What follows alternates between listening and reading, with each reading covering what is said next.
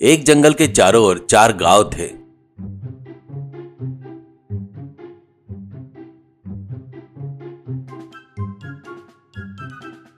उनमें से एक गांव में किशन नाम का एक बूढ़ा व्यक्ति रहता था, जो लोगों के लिए कुछ नया करना चाहता था।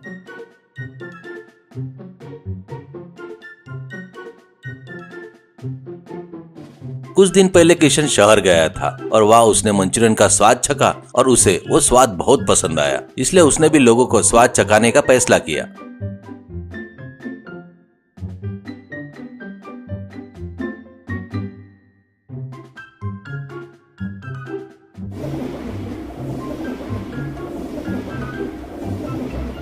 उसके बाद वह अपने गांव वापस आया और उसने मंचूरियन के साथ कई प्रयोग किए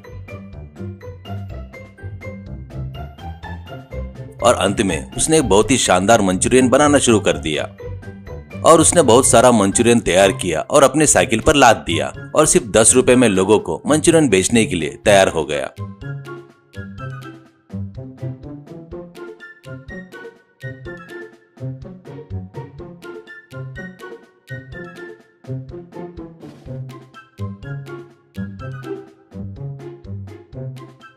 इस तरह वह बहुत कम कीमत पर घर घर जाकर साइकिल पर मंचूरियन बेचना शुरू कर दिया।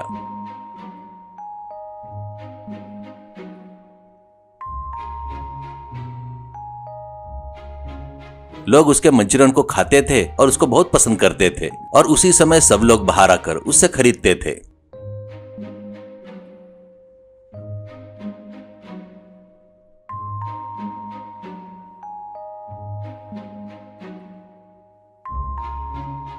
उसी गांव में जितेंद्र नाम का एक अमीर आदमी का भजन नाम का एक बेटा था।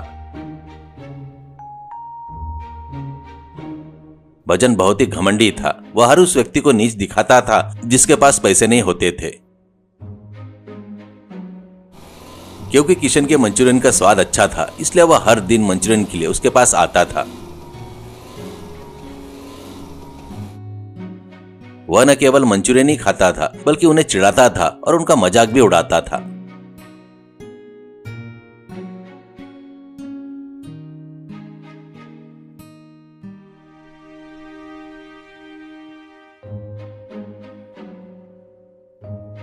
एक दिन जब भजन उसके पास आया तो किशन ने भजन से कहा, अरे बाबू, मेरे मामा जी के दूर के रिश्तेदार थे ना, उनका देहांत हो गया है। वो बहुत अच्छे थे बाबू। हमारे रिश्तेदारों के ग्रुप में खबर भेजी है कि उनका देहांत हो गया। मुझे समझ में नहीं आ रहा है कि मैं उनको क्या मैसेज भेजूं। क्या आप मुझे कोई सलाह दे सकते हो? यह सुनकर भजन ने मन में सोचा, इस बूढ़े आदमी को चिढ़ाना होगा, इसे ऐसे ही नहीं छोड़ना चाहिए। फिर भजन ने किशन से कहा, अरे देखो किशन, यह बहुत आसान है। रिप लिखो और उसके बाजू में 2 आंखें से पानी आने वाला सिंबल लगा दो, बस। इस बात पर किशन ने कहा, बाबू, रिप का क्या मतलब होता है? मैंने कभी नहीं सुना। भजन ने जवाब दिया, तुम क्यों सुनोगे? तुम एक मूर्ख आदमी हो। तुम्हारे हाथ में स्मार्टफोन तो है, लेकिन तुम्हें सिर्फ फोन उठाना आता है और कुछ नहीं। अब ट्रेंड बदल गया है। रिप का मतलब है रेस्ट इन पीस, मतलब शांति से स्वर्ग में सो जाओ। लाओ फोन दो, मैं करता हूँ। उसके बाद किशन ने फोन पर रिप टाइप किया और उसके बाजू में एक बहुत हंसने वाला सिंबल टाइप करके डाल दिया। इसके कुछ ही देर बाद किशन का बेटा दौड़ता हुआ आया। विष्णु ने किशन से कहा, अरे पिताजी, आपको क्या हो गया है? बड़े पिताजी का देहांत हो गया है और आप हंसने वाला सिंबल लगाए हो। क्या आपको पता है इस ग्रुप में लोग आपके बारे में क्या कह रहे हैं? वे कह रहे हैं कि आप पागल हो गए हो। आपको समझ में नहीं आ रहा है क्या कि आप क्या कर रहे हो? यह सुनकर भजन हंसते हुए बोला, अरे यह मैंने ही बनाया है। उन लोगों ने तुम्हारे पिताजी को खूब डांटा होगा ना, यही मेरी इच्छा थी। मैं तुम्हारे पिताजी को डांटूं और अपमान करूं। आखिर में मेरी इच्छा पूरी हो गई। ऐसा कहकर वहां से चला गया। यह सब देखकर विष्णु ने तुरंत किशन का फोन लिया और उस मैसेज को डिलीट कर दिया।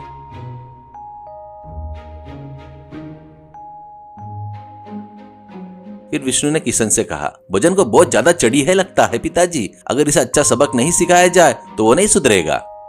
इस पर किशन ने कहा, बेटा, हर चीज का एक समय होता है। हमें हर चीज खुद करने की जरूरत नहीं होती है। अगर सड़क पर कुत्ता भौंकता है तो क्या तुम कुत्ते के पास रुककर जवाब दोगे?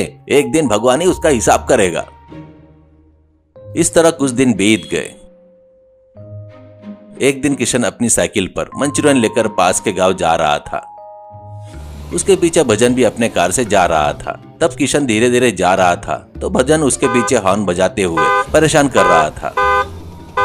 जंगल के रास्ते में बहुत देर तक हॉर्न बजाता रहा। फिर किशन ने ध्यान नहीं दिया और आगे बढ़ गया। तभी एक पेड़ के पास एक गुरुजी दिखाई दिए, जिन्हें देखकर किशन ने साइकिल को किनारे पर रोक दिया। उसके बाद उनको नमस्कार किया। इतने में भजन कार रोककर उसके पास आया।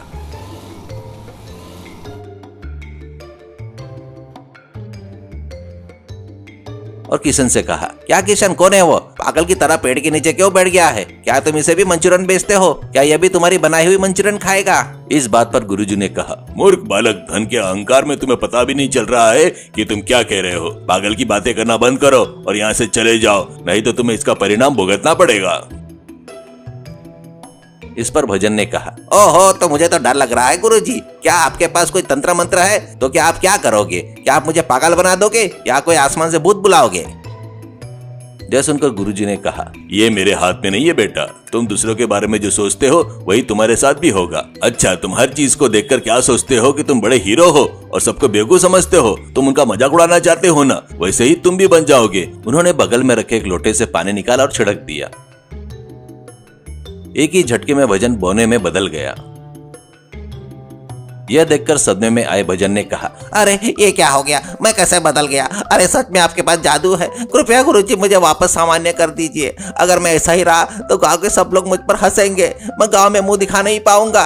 कृपया गुरुजी मुझे सामान्य कर दीजिए। इन बातों पर गुरुजी ने कहा, देखो बेटा, इसे ही कर्म कहते हैं। क्या तुम कर्म का मतलब जानते हो बाबू? हमारे कर्मों के अनुसार वो हमारे पीछे आते हैं। अगर तुम अच्छा करोगे तो अच्छा होगा और तुम बुरा करोगे तो बुरा होगा। यह सोचना मूर्खता है कि हमें कोई नहीं देख रहा है। देखो, भले ही 1000 गाय हो सकती है, पर बछड़ा अपनी माँ को ढूंढकर दूध पीने के लिए बरोबर जाता है ना। उसी तरह हमारे सब गलतियां का सही कर्म ढूंढते हुए आते हैं। तुम जितने लोग के साथ में बुरा किया है, तुम्हें उसकी सजा भुगतनी पड़ेगी। देखो, तुम्हें इसी अवतार में 100 दिन तक किशन की तरह 10 रुपए में मंचूरियन बेचना होगा, हर गाँव में घूमकर, और फिर वह पैसा लाकर किशन को देना होगा। जिस दिन तुम 100 दिन ईमानदारी से सच्चाई से पैसे दोगे, उसी दिन फिर से तुम सामान्य आदमी बन जाओगे। गलती से भी अगर तुमने एक दिन भी छोड़ा तो तुम्हें पहले दिन से शुरुआत करना होगा। सोच लो, अब तुम्हारे पास कोई चारा नहीं है।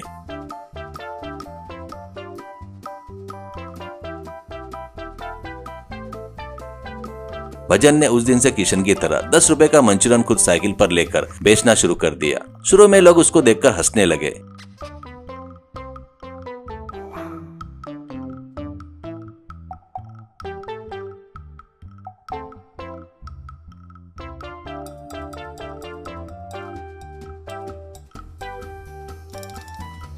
लेकिन बाद में उस पर दया दिखाने लगे। इस तरह धीरे धीरे उनकी दया के कारण वह थोड़ा थोड़ा करके बड़ा हुआ।